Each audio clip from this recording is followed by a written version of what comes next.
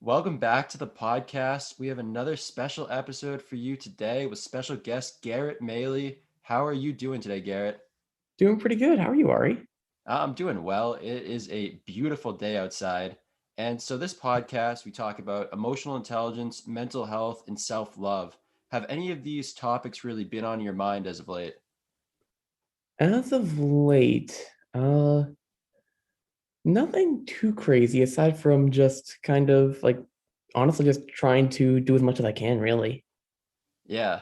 And a big thing about why it may not be on your mind is because these aren't the types of things that are always talked about in kind of mainstream society. You don't always see these topics on popular TV shows and the news and things.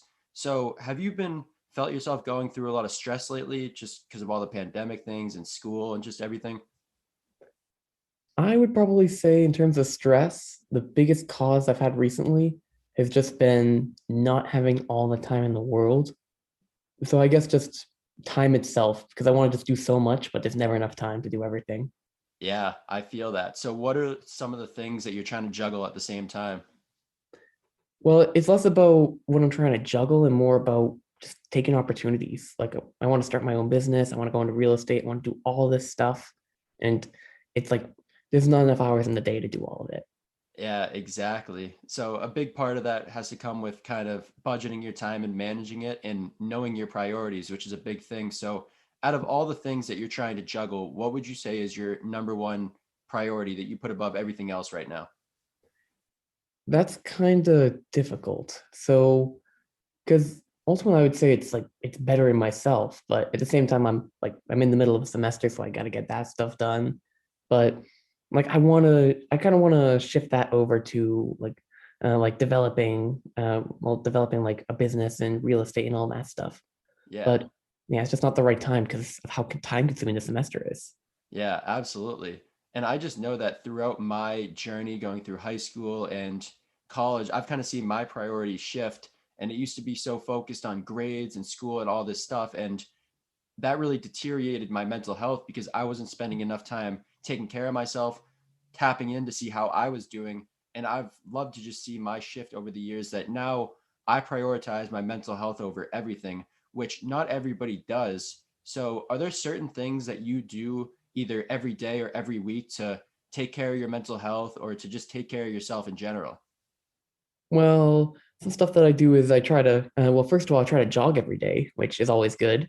From time to time, when I can, I try working out downstairs. I have a little workout area down there from when my parents like before my time before I was born. Yeah.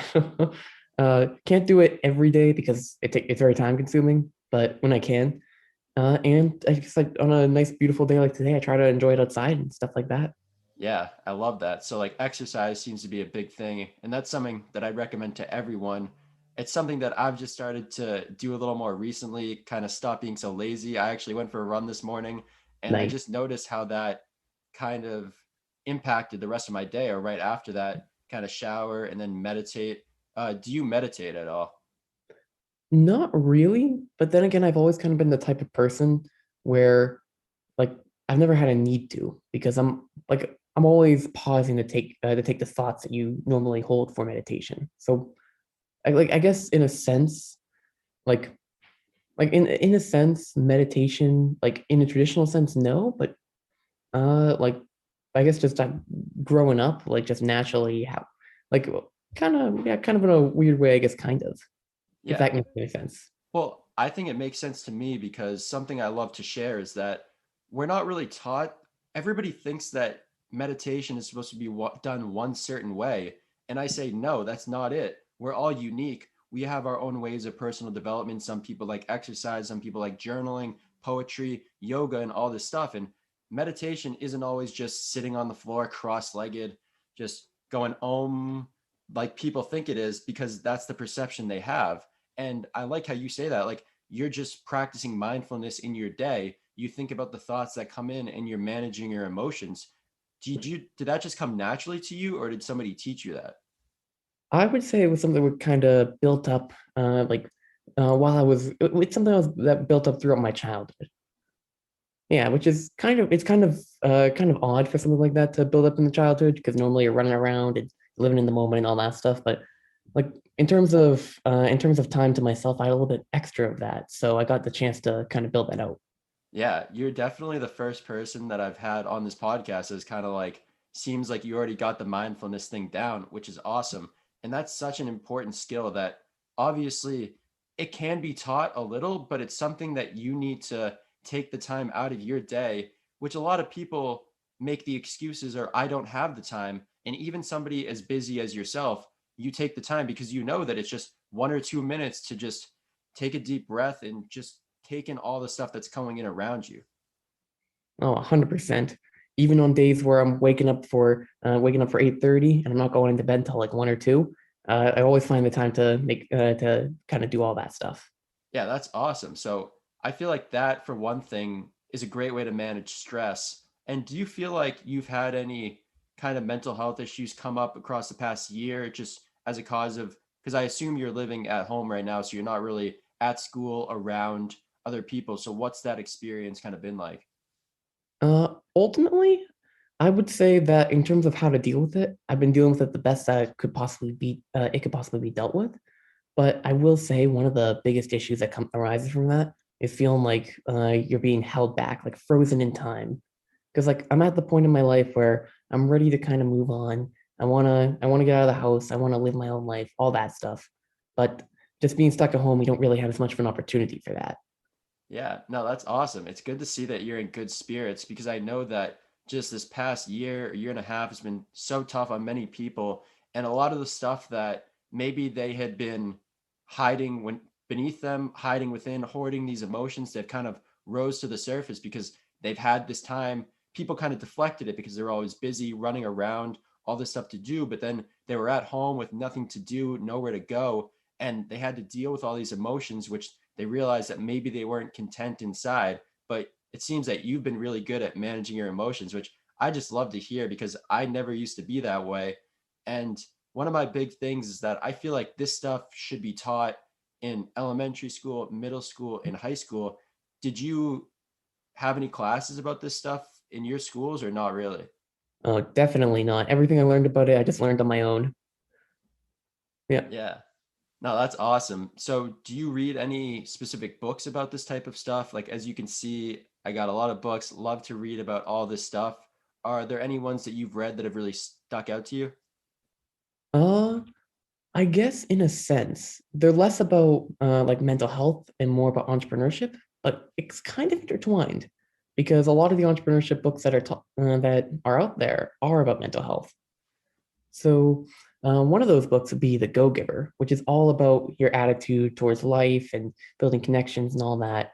And it's a really great read. And essentially, it's all centered around, I believe, five lessons that can really help grow yourself.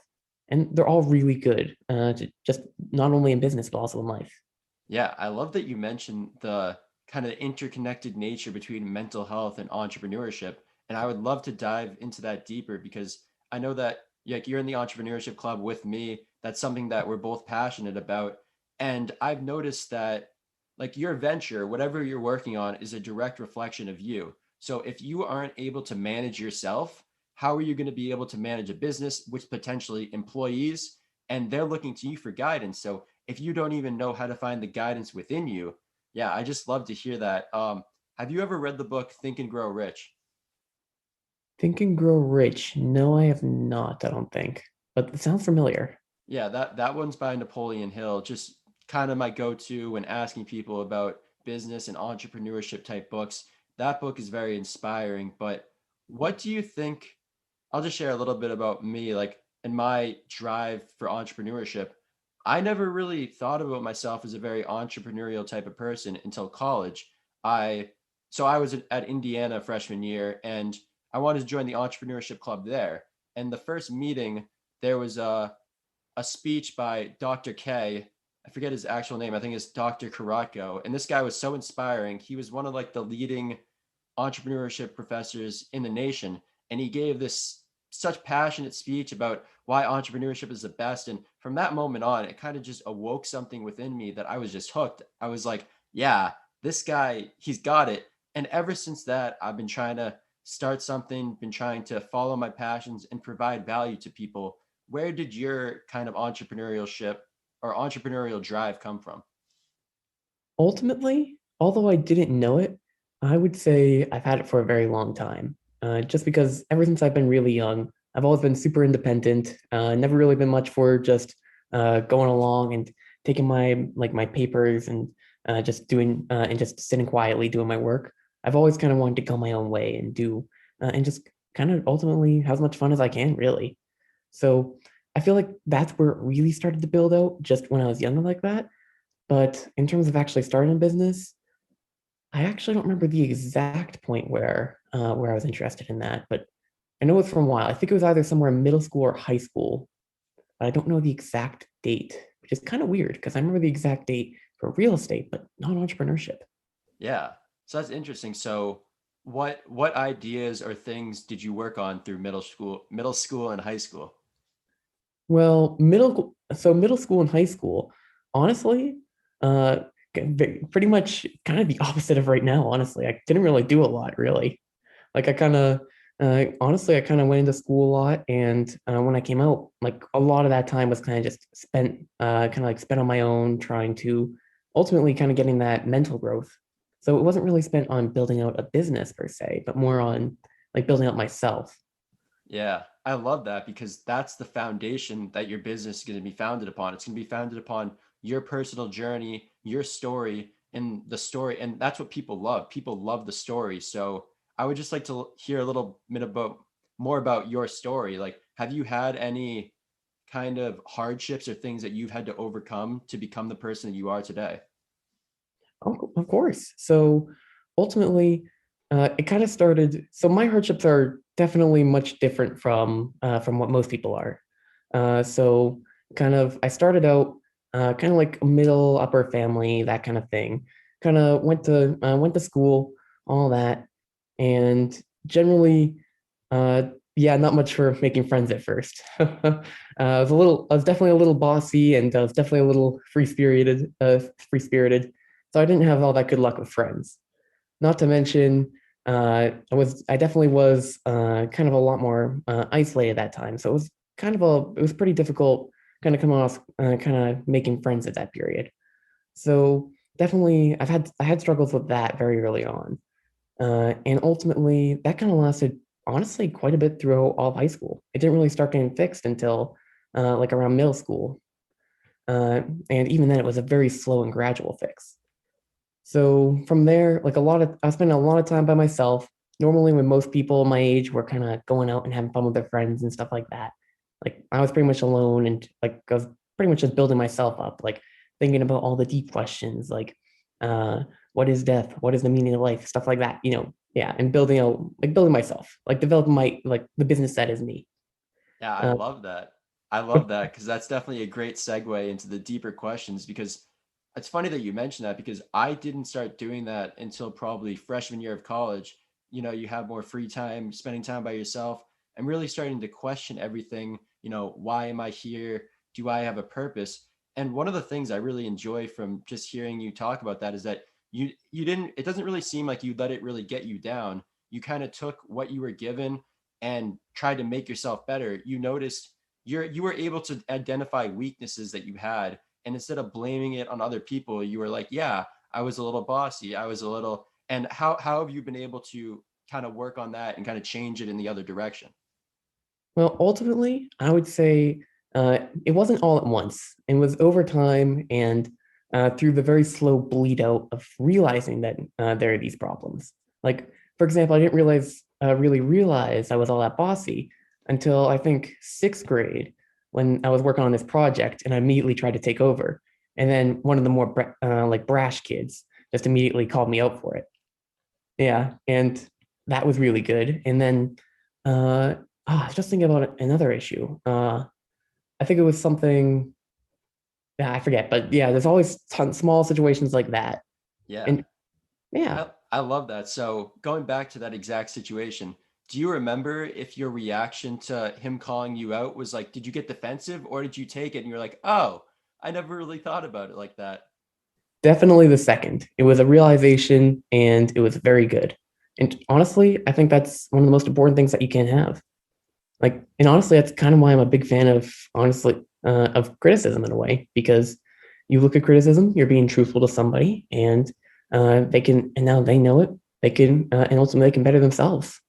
I love that. And it really shows your humility and self awareness at such a young age that I would have never been able to take that kind of criticism in sixth grade. I would have just either brushed it off or let it get too much to me. And I love that. I definitely want to dive into some of the deeper questions now because I definitely want to hear your opinions. I love talking about this stuff. You brought up what is death? Tell me, what do you think? What do you think? What is death? Well, ultimately, the conclusion I came to is that there's definitely is that for the most part, there's a big unknown with it. Just we're not at the point where we can really understand all that. Without a shadow of a doubt, I think there definitely is something a little bit. There's definitely something deeper that we don't quite understand, kind of going on. Definitely, without a shadow of a doubt. Do I know what it is? Not quite. But because of that, I don't want to just say that like nothing happens and you're just gone. That very well could be the case, and science probably would push towards that direction. But I do think there's a good chance that there's something else going on too. I don't know what. Yeah, I would definitely. I'm of the belief of the second option, and I don't really know if it's even a belief. Like, I don't want to just say that I know this because obviously I'm alive. I don't know what happens, but from my research, from reading things, from going within, trusting my intuition, I would say that there's a probably 99.999% chance that there is an afterlife, but not just that, that this is the afterlife, that we have lived past lives before. And this is the afterlife of something that came after you died before. What do you think about that perspective? Hmm. Honestly, I think it's a pretty good thought. I'm sure there's definitely been moments where pretty much everybody's just kind of, well, I can't speak for anybody else, but I'm sure there's been moments where like I've remembered something that I truly don't remember, and there has to be some kind of foundation for that. So ultimately, I think there definitely could be some truth theory and potential truth to it. Yeah, and I want to hear your thoughts on this also because this is something that I never used to believe. And then I think I read this or heard this somewhere, and it really messed me up for a while. And then I started thinking about it more and more, and I was like, wow, this is so true. So the theory is so we know that evolution, theory of evolution, things evolve, but we don't really talk about the evolution of consciousness. So we know that, things started from a single cell and basically got to where we are now. So how do we know that we weren't those single cells, that we weren't those plants and trees and animals? Because think about it, if you were a plant, if you were a tree, how would you know? You're not aware of yourself. But then again, you were living in like this blissful, peaceful state, and you had to live as a tree to understand what it felt like and live as an animal to get to the point now where you're self-aware, where you can have compassion for these other forms of life because you were them and you are them simultaneously. What do you think about that? Ultimately, when it comes into that, what I think is that we're just not at the point where we can truly prove if that's true or false yet. Because ultimately, if there is no consciousness, then anything that could be any sort of fragmented memories from that time could ultimately also be determined as primal instincts. So for that reason, kind of going into the same thing as like the past lives and all that, if we ever get to the point where there is a true finite way to determine if we've had past lives or anything like that, then perhaps then we can know if this is true or not. But honestly, I just don't think there's enough evidence right now to prove one way or the other. Yeah, yeah, yeah. I get it. I get it. Science, science, blah, blah, blah. But what do you think? If you had to guess, nobody's betting money on this stuff. Like, and it doesn't really matter if you're right and wrong. 51% to 49. If you had to be a little more confident in one or the other, what would you guess? I don't know. This one, honestly, I'm very close to 50-50 on this one, just because like if it feels like there's a like it could be one way or it could be the other way, and there's just nothing in between. So it's kind of like, yeah, honestly, I'm kind of dead in the middle. Okay. No, Yeah. no pun Yeah. intended. Dead in the middle. But all right, I'll go on to the next one, the next crazy outlandish thing. So, have you ever heard of Dolores cannons? Dolores Cannons. No, I don't think I have. Oh, do I have some stories for you? Wait, Alrighty. I'm just pulling out a book. Yeah.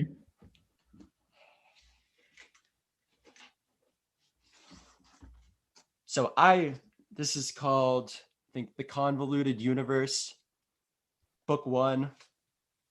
This book specifically, and just I found out about Dolores Cannon's maybe, or Dolores Cannon, sorry, no S at the end, maybe a year or two ago. And she's actually dead now, but she wrote a lot of books, and it wasn't even like her writing. Basically, she was a hypnotherapist that got people into these states of like hypnosis or something. I'm not sure the exact thing. And then they were basically able to talk about their past lives and things like that. And just the knowledge that came out of all these things, you could say, well, what if these people are just making this stuff up? Like these people aren't even aware of the things that they're saying until they wake up and they hear the recording or she reads them back the transcript and they're like, what? Like, and I just think from reading a lot of these books and hearing a lot of this information, there's a lot of similarities between what people say, things that they couldn't know about each other and they couldn't know about how the universe and how it works. And if you're ever like into reading these books, I would recommend them. But what do you think about that? What do you think about, because if you said like there's no evidence for past life, but then you have these books of people, of these transcripts of people talking about their past lives, what would you say about that? Well, what I would say there is that ultimately, I do think that there is some truth to that kind of stuff. In particular, kind of the way the universe works. Ultimately, like I kind of call it like the plot of the universe because it's kind of like the plot of a book in a way. Usually, what I find is that if something would be interested in a story, usually that's the way it kind of goes in life. It could be a self-fulfilling prophecy thing, but yeah, I don't know. It's something that like I kind of see quite often, and I definitely believe that there is some truth to a lot of that stuff. Yeah. And what really gets to me about it is I think, so say I had a past life. Well, I can't remember it, but just because I can't remember it doesn't mean it isn't real. Like I can't remember what I did when I was 10 years old, but just because I can't remember what I did when I was 10 years old doesn't mean it didn't happen to me. So that's how I like to think about things in that respect. What do you think about that? Yeah, ultimately, I feel like it's a lot very similar to the if a tree falls in the forest, did it make a sound question, where it's kind of like, yeah, definitely could happen, definitely couldn't happen. In the case of 10 years old, didn't happen. In the case of something that we don't know, I don't know, maybe it happened, maybe it didn't. Yeah, and that brings me into one of my favorite topics to talk about, which are dreams. Are you big into like dreams and dream interpretation and things like that? This is very interesting because for in terms of dreams, I usually do not dream. The only times I really dream is when I'm really exhausted. Yeah, and even then, like I'm still pseudo conscious that it is a dream, but I usually just go along with it because it's like, oh, this is interesting. I'll just see where this goes. So like you're lucid dreaming or kind of like semi lucid dreaming, you think? Yeah, kind of semi, kind of because I know it's a dream, but I'm just kind of let it play its course. Interesting, interesting. So how many hours of sleep would you say you get a night? I would say probably somewhere around like the uh on a good night, probably like 7 to 8. On a bad night, probably around like 5 to 6. Yeah, because I think one thing I would say is probably the less hours of sleep you get, probably the less likely you are to dream. But I'm just thinking about that specifically because I've definitely heard of people that don't have dreams all the time. But I just know that my dreams have been very vivid as of late. I actually started a dream journal over the past 2 or so weeks, and I've just noticed that at the beginning I could only maybe remember like one or two little sentences from my dream, and I'd write it down, and then I'd think about it and be like, wow, I just learned like a very good lesson that I can apply in my life right now. But now I've been able to write like their whole stories, and I honestly think that this is where a lot of like the great art and poetry and all this stuff comes from, because you're not making this stuff up per se. Maybe you're not remembering it exactly, but this is stuff that you experienced that's completely out of this world from anything else. And you're just trying to describe it to people and try to put words on things that honestly you might not even be able to put words on. Yeah, 100%. Like in terms of dreams, I definitely believe there's this abstract nature to them that just makes it an endless void of potential creativity that sometimes our minds can't even process, or at least our Yeah. conscious minds. Yeah. And one of my big things, one of my theories, a lot of people say, oh, the universe is a simulation or the universe is a video game. And putting words on it like you could be right in either way because we're trying to put words on something that they kind of mean the same thing, but they also kind of mean different things, and it's your perspective. My perspective is I would say that the universe is an infinite dream machine.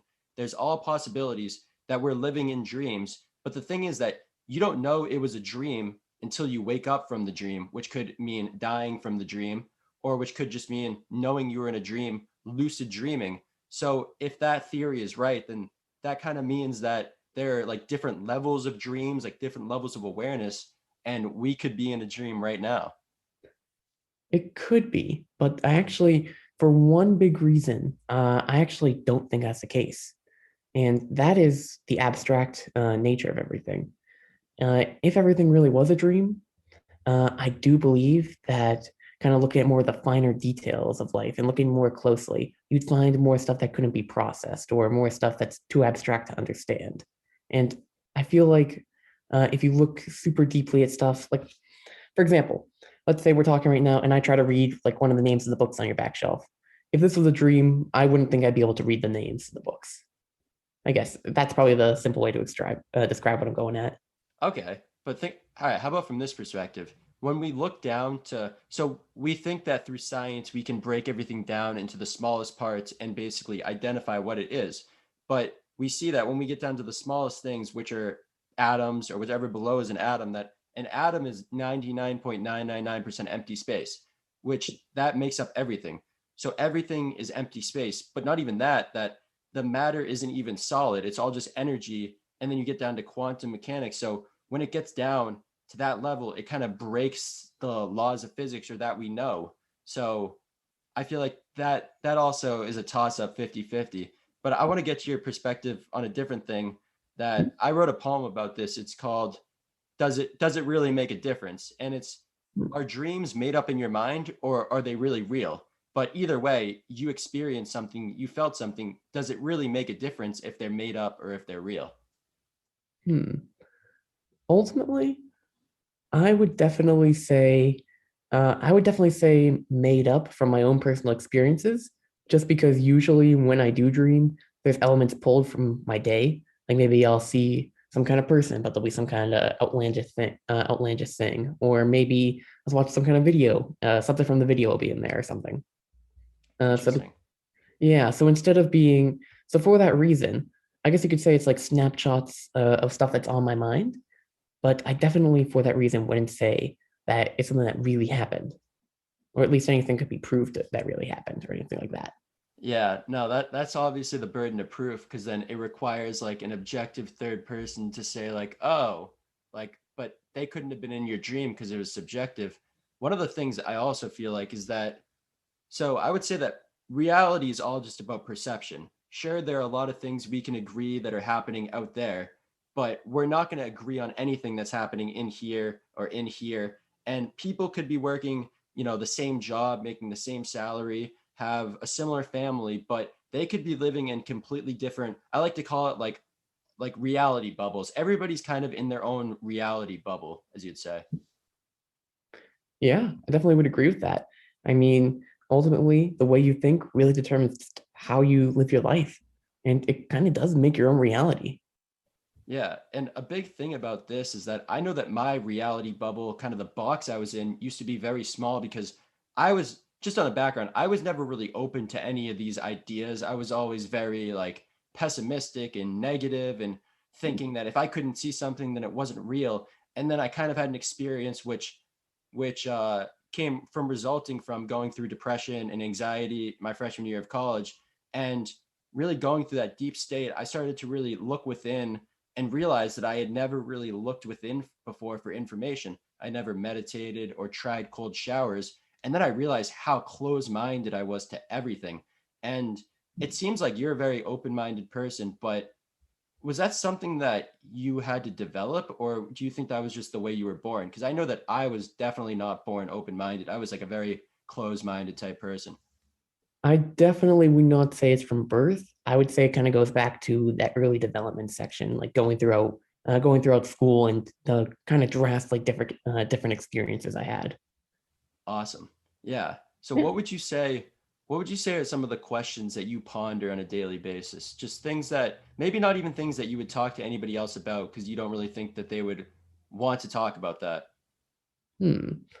I'd probably say on a daily basis now, it's definitely like I would probably say something kind of like where am I going? When am I going to be? Like what am I planning? What's my trajectory going on from here? Uh, kind of like I like to analyze stuff a lot, so it's kind of like uh, hey, I'm gonna let the dog though. Maybe I'll go out there and just kind of look up at the stars. Maybe I'll see a shooting star, stuff kind of like that.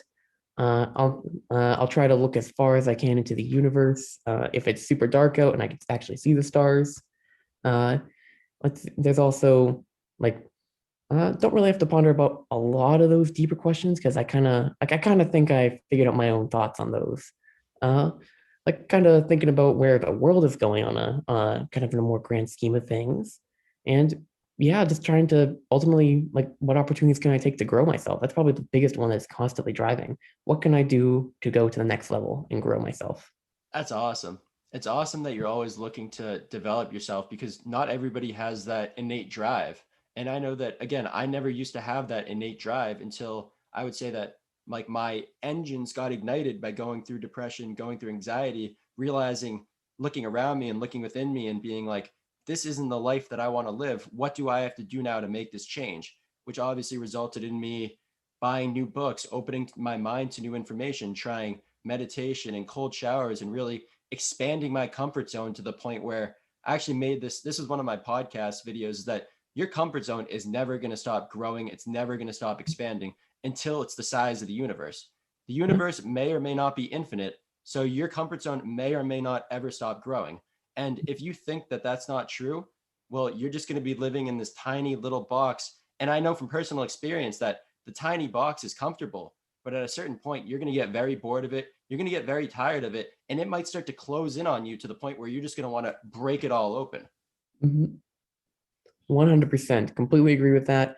The more you expand stuff, the more comfortable it becomes. And Yeah. that's just very important. So, what do you do to expand your comfort zone? Well, ultimately, the only thing you really do is just try new things. What I usually find is that after the first time doing something and getting that initial experience, it becomes pretty much more comfortable. Maybe not perfectly, but it can become like it can take huge steps. Pretty much after the first time, that's like 90% of the battle into making it your comfort zone. Yeah, I agree with that 100%. And that's also another podcast episode I made is finding your passion is easier than you think. Finding your passion is trying a ton of new things. Again, going into college, I never really had anything I was that passionate about. I was really passionate about maybe sports and fantasy sports, but it was never really anything that was fulfilling to me. And then I started journaling and drawing and reading and writing and making music and doing poetry. And that's where I found my passions. But I wasn't great at these things at the beginning.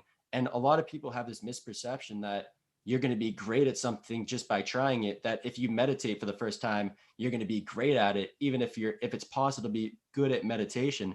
But what do you think? Have you really found like what you're passionate about, or are you still searching and finding like your passions? Ultimately, like I'd probably say my passion is just kind of honestly, well, I mean, if anything, that question, like the number one question I ponder every day, should be an indication of what my passion is. It's constantly growing myself.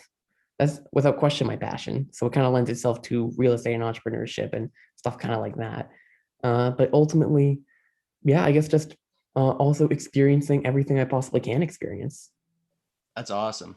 So when you talk about entrepreneurship and starting a business, you might not have like the exact know-how right now, but you do know that you have your foundation, you have your personal development.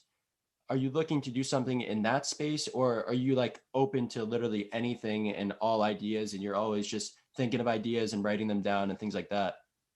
That has definitely been the biggest problem I've had with starting a business so far. The actual idea. I'm open to pretty much any idea, but it needs to be the one that's the right fit for me.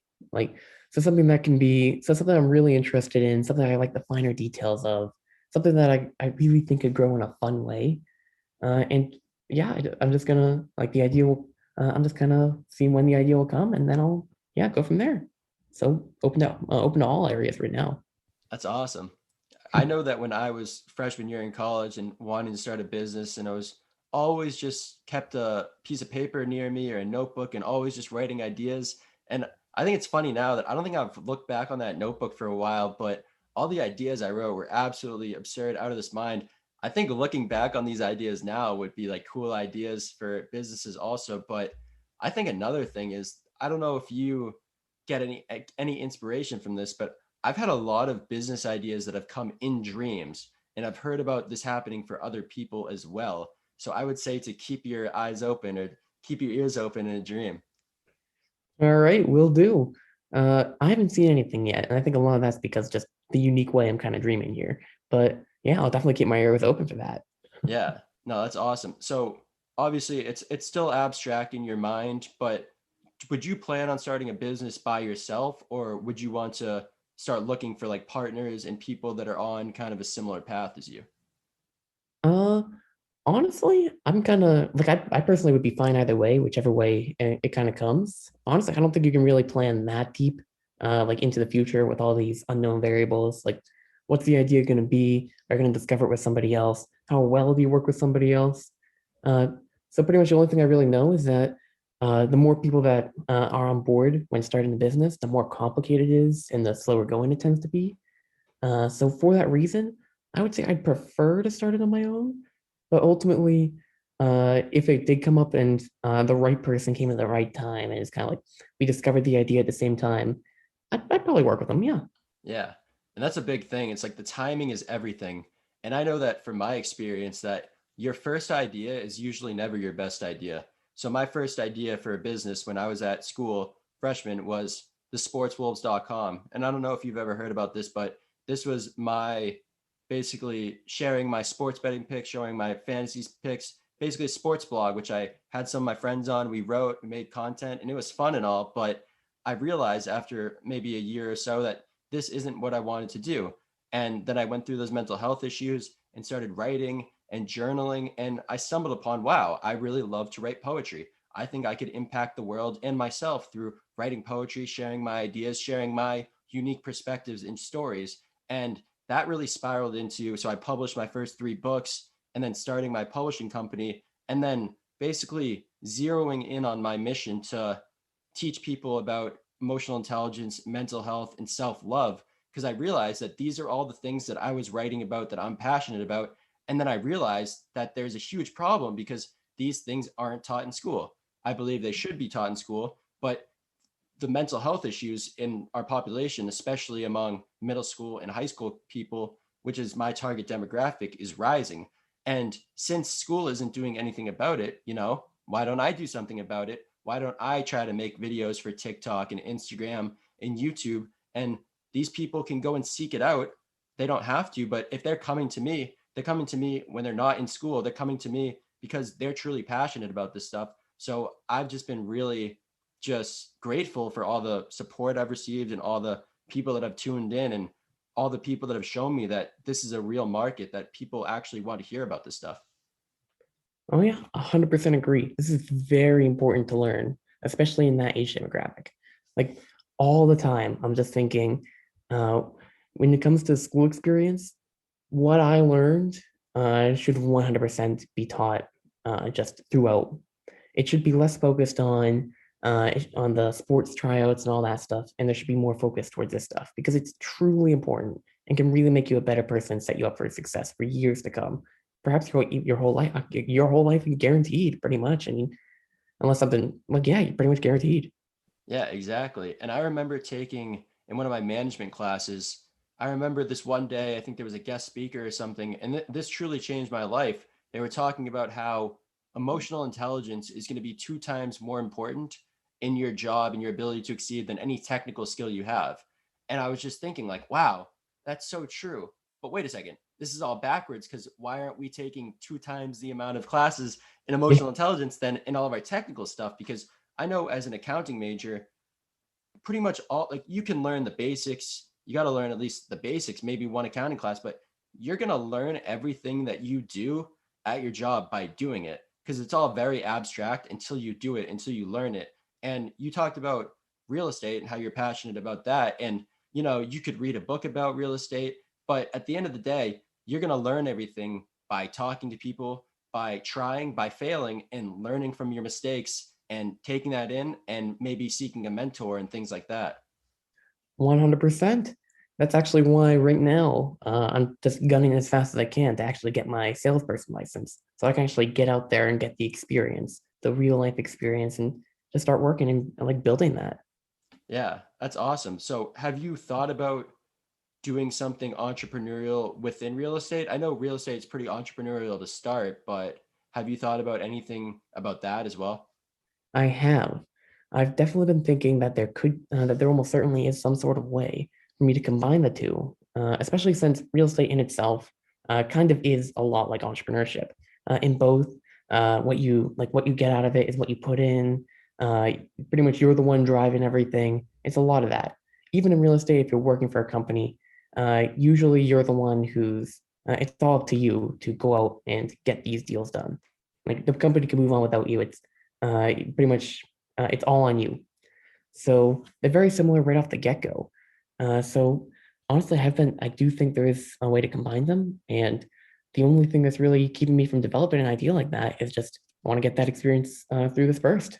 Yeah, that's awesome. And I just know that this is a very interesting time in real estate, in the world in general, but you see a lot of offices closing because they realize that, they could do the same remote work at home without having to pay these exorbitant rates. I think I hope that's a word, exorbitant, or it's something like that, very high rates for Yeah. these apartment buildings or for these office spaces. And it's interesting to see what kind of innovation comes out of this, is whether they turn those into apartment places or whether new businesses sprout up from that. But also, another thing is that I'm pretty sure home prices have been rising drastically because people want to be moving out of the city and into homes as this whole mess of a pandemic has stumbled upon us. What are some trends that you've kind of seen in real estate that just are eye opening to you that you'd like to share?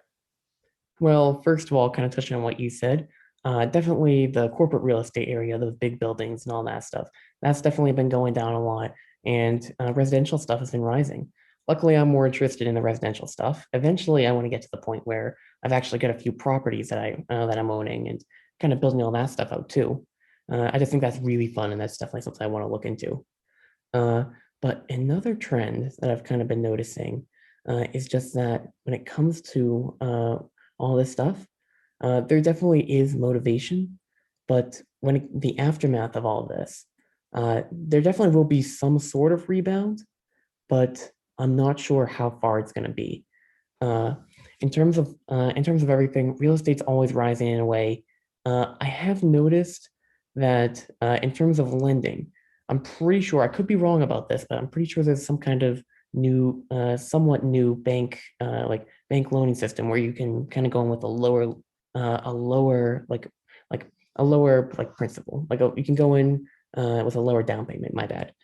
Uh, yeah. So and ultimately you can pay off your principal from there. But so with something like that, that might be something small for concern. Not anything like 2008, but it might be something that buckles over eventually. But even then, it seems very small. But ultimately, prices on real estate just keep going up, and that's just because people are realizing how valuable like owning your own place is and the freedom to just kind of have your own spaces. Uh, so yeah, I definitely think those are some trends. Beach properties obviously always going to go up, and yeah, I think those yeah. Yeah. So, are there any specific areas of the country or even areas of the state that really pique your interest? 'Cause I know one of my friends is super into real estate and he's moving down to Tampa once he graduates because he feels like that's a great space. Do you have any? Obviously, you still have a year or two to decide all this stuff, but have you kind of been looking at certain areas in the country or areas that you feel like are rising markets? In terms of areas that are rising markets right now, I haven't been looking too crazily. I'm generally right now, because I'm not really at that point yet, my main focus is kind of just getting the salesperson license. And then a lot of that research, I want to combine that with on the ground work as well. So I'm kind of learning at once. I can look on Zillow and stuff like that and just kind of look there, but I really want to start developing that alongside, being on the ground and doing the actual work. In the back of my mind, though, I've always had my eyes on Maine, just because my family does own a beach house up there, and it's very nice. And the values almost always go up on those houses just because it's such a nice location. So pretty much anything I could do up there, I would absolutely love to do. But other than that, like definitely still looking. Yeah, that's awesome to hear. And then one more question about real estate, because I definitely want to get your perspective on this. What do you think the role of technology is going to be playing looking 5 to 10 years in the future? Do you think that the rise of maybe virtual house tours, because people don't want to let other people in their house because they're afraid they're going to bring some type of virus, or do you think that the role of the traditional broker, the traditional real estate person kind of connecting these people might get taken away by the internet, or by maybe say you're the one who comes up with this new groundbreaking platform or groundbreaking technology that's like Zillow times like a million, that like you go into the, but what do you think about the role of technology as we look towards the future in real estate? Ultimately, as far as it goes, I don't think that experience could realistically ever be fully eliminated. And the reason is because even with these virtual tours and stuff like that, you're always going to want to look into the finer details of the house. When you're looking at a virtual tour, it's from a fixed perspective. You're seeing what the property owner wants you to see. If you go in and you're in the house, you can see what you want to see. If you're looking for something specific, you can take a close look at it. Might not look the same online as it does in person. Not to mention, no matter what, you're always going to have to go in and actually make the deal to purchase the house. There's all these different inspections, and you have to check everything before you can actually purchase. There's all these different sorts of regulations. So for that reason, and honestly, just a reason that people like to be treated like people like people. People like talking to other people. Uh, yeah, for that reason, I think like salespersons and brokers, they're always going to be around. Yeah. No, I definitely agree with that. The whole fact that people like people and all these things. But just the reason that I kind of have a little differing opinion is just that I think about, obviously people love people, but what do people love more than people? They love money. And some people look at the fact that, oh, I don't want to pay this person X amount of money if I could just post this online or something like that. So what would you think the, I don't know what the term is, the balance between like the risk and the reward, maybe not even risk, but the value you're getting each way, is the money really worth it? Think about it like that. I would say definitely not. Uh, and the reason is because most of the time, unless you really know what you're doing, uh, when you try to post on your own, you're going to fall into a pit trap of all these additional costs with the inspections and all that other stuff that you have to do. It's really gonna end up costing more than what it would cost to hire a broker or an agent. Yeah, no, it's awesome. It's awesome that you have all this like extra knowledge about it, because obviously I don't know anything about real estate, not anything that I'm passionate about, but I also just know that when you're passionate about something like that, like how I am about self-love, personal development, emotional intelligence, you always just want to seek out new books to read and seek out new people to gain knowledge from, and to seek out just other avenues of everything. What are some of the other places you go to, not even real estate related, but like go to get information, or even for entertainment, like YouTube, Netflix, anything like that? Definitely YouTube. For there, you can find a lot on there. It's definitely going a little bit down. I don't think it's as good as it was in the past, mainly because I think they changed the search engine like a good while ago, and that makes it so it's more tailored towards your likings. But because of that, you don't get to experience as much random stuff anymore, and because of that, you don't really get to see as much. But regardless, if you really look on YouTube, honestly, there are times where I think it could be a better search engine than Google. So you can get a lot out of there, both entertainment and learning wise. So I spend a good amount of time on there. Uh, and then pretty much talking to people, communicating and all that. And just honestly, kind of a combination of Google searches and sometimes like books and databases, etc. Very rarely those last two, but mostly like YouTube, other people, and then like Google as a last resort or something.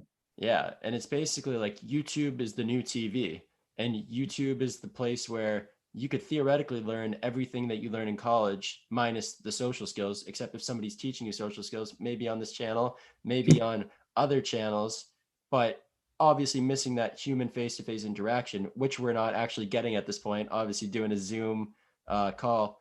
Who are some of your go-to favorite YouTube channels, YouTube creators?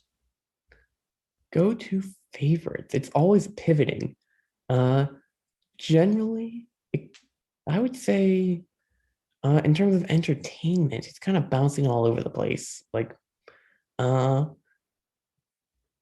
honestly, it's kind of more about the interesting videos that I watch at this point. I don't even think I can really think of anybody in specific. Like, there's a few people over like here and there, but it's usually like infrequent because there's so many different videos from so many different people I'm going to. So I don't know. I mean, like from time to time, there's I go like to one or another. I don't know. Oh, it's I don't know. I actually can't think about that. Yeah, you got me on this one. I can't. Yeah, I don't know. Stumped. First time Yeah. anybody's ever been stumped on the show. No, I'm just kidding. Oh. But yeah, I was just gonna say that I used to be super like more into YouTube, and now most of my YouTube consumption has kind of just been on my own content, thinking about, all right, basically judging myself because I know that I got to get better every time. So watching my former podcasts, and one of the things I noticed from watching the first couple was that I used the word like way too much. And I noticed that, and now that's something that I'm trying to be very conscious of and trying to always just learn and get better and grow from. And sometimes it's not always fun watching yourself on camera, but obviously you got to be self-aware. You need to be able to face that harsh criticism. And who's better to give you that harsh criticism than yourself? Because we are often our own harshest critics. Oh yeah, 100%. That criticism is really big. It is 100% ridiculously difficult to listen to yourself on tape. I'm sure as soon as I listen back to this, I'm gonna sound all spitty and stuff like that, and it'll be like, ah, yeah. But 100%, you are your biggest critic. Sometimes you probably even want other people to be bigger critics because that allows you to grow more. So the more you can criticize yourself to a healthy degree, the better off you are. Yeah, I like that point because it's a lot that I obviously want people to be commenting nice things, and but at the end of the day, a lot of that just inflates your ego. Call it the ego balloon. And you got to have some of those people just to pop it. You don't want your ego to get too inflated. You don't want your balloon to just your head to get too big and all of this stuff. But on the other end of the spectrum, you don't want there to be straight up hate comments. Um, I know that I've only gotten one hate comment really so far, and it was on a TikTok video. And I'm at the point now where I love it because that shows me that my content is getting somewhere. But I also know that there's a lot of people that aren't as confident in themselves as me, haven't built the foundation through personal development, mental health, and self love, where they could get a hate comment like that and it would really ruin their day. Have you seen, I don't know, how much time do you spend on social media? And do you see a lot of maybe not hate comments on your videos or if you post, but hate comments on other videos and just people trying to tear other people down? Well, actually, I don't really use social media all that much. I mean, the thing I probably use the most is LinkedIn, and even then, that's like here and there, very sparsely. Just maybe I send a request to somebody, or somebody sends a request back to me, or something like that. But yeah, I don't really use it all that much. But yeah, I definitely do know what you're talking about all these hate comments and all that stuff. If you're not strong enough to deal with it, it can really drag you down. Yeah, I love to hear that you're not on social media. I actually wasn't on social media for the last 4 months of 2020. I watched that documentary on Netflix, The Social Dilemma, and that really messed me up and I deleted them all. But now I know I'm back on it for a purpose. I use it more as business media. It's me posting content and maybe engaging with some of the comments and trying to find other similar like minded creators to level up with and partner with, but it's not really the same mindless scrolling that I used to do. And that's what I urge anybody who's watching this or anybody who watches my content to really become more conscious of your social media intake because a lot of the times you're on social media because they got you in this loop. They get you addicted to it of the I basically call social media is the new Vegas. And instead of playing with money, you're playing with your attention. So instead of, every time you put your attention in, instead of like a coin, you go to the slot machine and you want to hit that jackpot. You want to become viral because you want other people's attention. People want to be famous. People want other people to know them and love them. But at the end of the day, all everybody really wants is just to be loved. I mean, everybody can say something different, they can put it in different words, but everybody wants to be loved. And my big main message is that everybody wants to be loved, but you can love yourself right now. It's within you. Don't give your power away to other people. That if people don't show you the validation, doesn't mean that you can't feel it within you. And that's just something that I always want everybody to know, because our society doesn't want to teach you that. They want to teach you that you're unworthy and that you need to go buy a product or go on social media for other people to tell you that you're worthy. Yeah, definitely. And ultimately, the biggest thing that you really have to do is just not care about these people. Just either completely ignore them or just kind of say apologies for this, but kind of like screw you to them. Just like you don't matter towards what I think about myself, and just just kind of develop yourself like on your own. Get that solo time.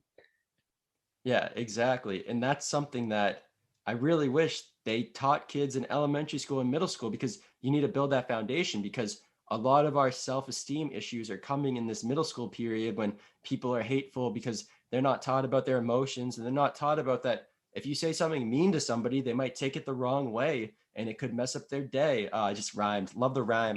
Could mess up their day, could mess up their month, could mess up their year, just because of a little comment that snowballs into something that's bigger than it was even meant to be. It could have just been a joke, but we're not taught these things in school. So again, that's just where my passion, you can just tell I just get passionate about the stuff and just start ranting, and love, love ranting. Oh yeah, 100%. And honestly, that's one of the things I really just hate the most. Like not being able, like kind of having that fear of upsetting somebody like that, because then you can't give that criticism, which, as we were talking about earlier, can really help you grow. And with that, like if you're the other person and you recognize that that's the only reason that they're kind of complimenting you and all that, then all of a sudden the compliment becomes worse than the insult. And it's not good all around. Yeah, that's actually a very good point. Kind of like an insincere compliment because you don't want to hurt somebody's feeling. And people can see through that right away. I know that one of my main priorities in my content and in my business is authenticity. I don't want to be wearing a mask. I want you to see the real me, share my experiences, talk about mental health openly, because there's a huge stigma around these topics that the only way we're going to break the stigma is by speaking up and sharing our stories and telling people how we're really feeling, telling people that, yeah, I got over my mental health issues, but it took time, it took effort, it took patience, it took consistency.